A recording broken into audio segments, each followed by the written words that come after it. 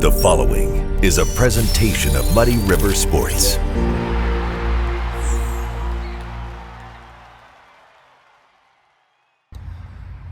Welcome back to another episode of 25 of 25, the greatest sports moments in our area over the first quarter century of the 21st century, brought to you by Prairieland FS. I'm Muddy River Sports Editor Matt Schuckman. He's Muddy River Sports Director Chris Duerr, and we have covered all 25 of these events over these 25 years because we're old. Did you really have to put it that way, Matt Schuckman?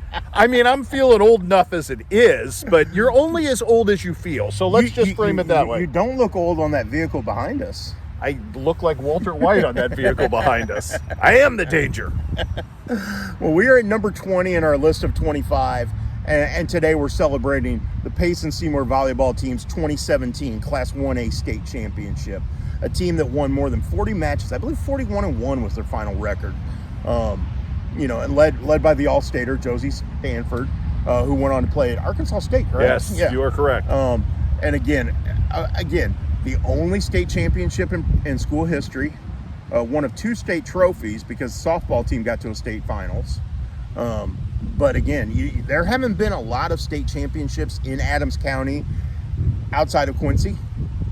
And this is one moment that can't be forgotten. No, and I think the good folks of Payson, I think this was their moment in the sun. Yes. Because if you remember the year prior, in the regional, they were eliminated by the future state champion from our area, West Prairie. Right. And there was a whole lot of, that West Prairie team was super good. Yes. With Van Onek at center and with Bowman at middle hitter. And I think if you go back and you look at Payson, I don't think that team's as good if they don't suffer that punch in the nose at the end of the year, because I think that drove them. Well, it gave them a chip on their shoulder. It certainly did, and when you consider the fact that they won 82 of 85 sets the next year, crazy. Which is insane, going 41-1. And I'm not sure history has treated that Payson team as well as it should yet, because you and I look at the numbers reflectively, but all a lot of people remember in that moment was, it was a pretty good run for the area for volleyball, and they weren't good enough the year before to beat a really good West Prairie team. Yeah. Well, sure enough, they didn't have that West Prairie team to contend with. So, but maybe even if they had, I think that second time around they were a better team. I agree. And you saw that in the growth of their hitters.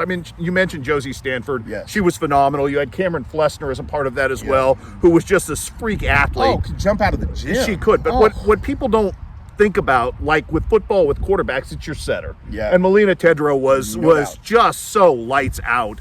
And always seemed to know. And again, there's another figure in our history locally that maybe doesn't get the credit she deserved. Went on to a really good college career, great setter who understood the value of moving the ball around. Yes. I could probably set Josie Stanford. it would be that easy because she was so dominant. Without doubt. But Josie Stanford didn't have a great state series. No. You had a bunch of other girls that stepped up big because Cameron Flessner had an awesome series. Well, and what you have to remember is Josie Stanford, had the luxury of size. She did. And at the 1A level, when you have size like that, you have an advantage. You do? And at any level in volleyball, you have size gives you an advantage. But at the 1A level specifically, when you have size like that. But here's the thing. She wasn't just long.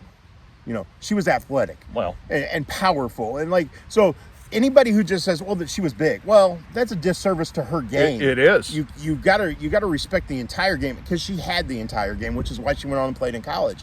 And then you put athletes around her, like we talked about. And again, that team clicked. Yeah, it did. And it wasn't just the hitters. Their defense, the defense was being very good at the back end. Yes. But as you touched on, I think everybody in the state had the book on Payson, or thought they did. Yeah. We're going to take away Josie Stanford, and somebody else has got to beat us. Right. And they found ways to do that consistently in the postseason. Otherwise, we're not sitting here talking about them. It was one of those. Yep. There was a really good chance that might have been one of those, they were really good, but just never good enough to get there. Yep. Boy, did they flip that logic in doubt. 2017 on its ear after the year prior.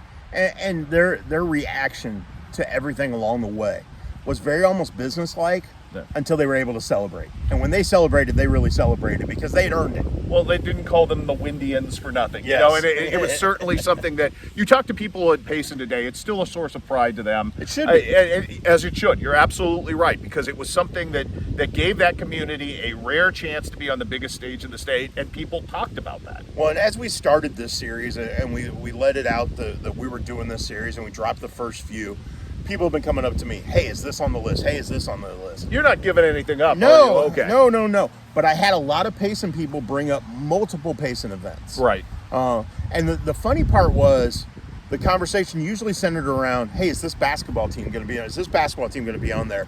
And one day I just kind of went to one of them and I said, what about the 2017 volleyball team?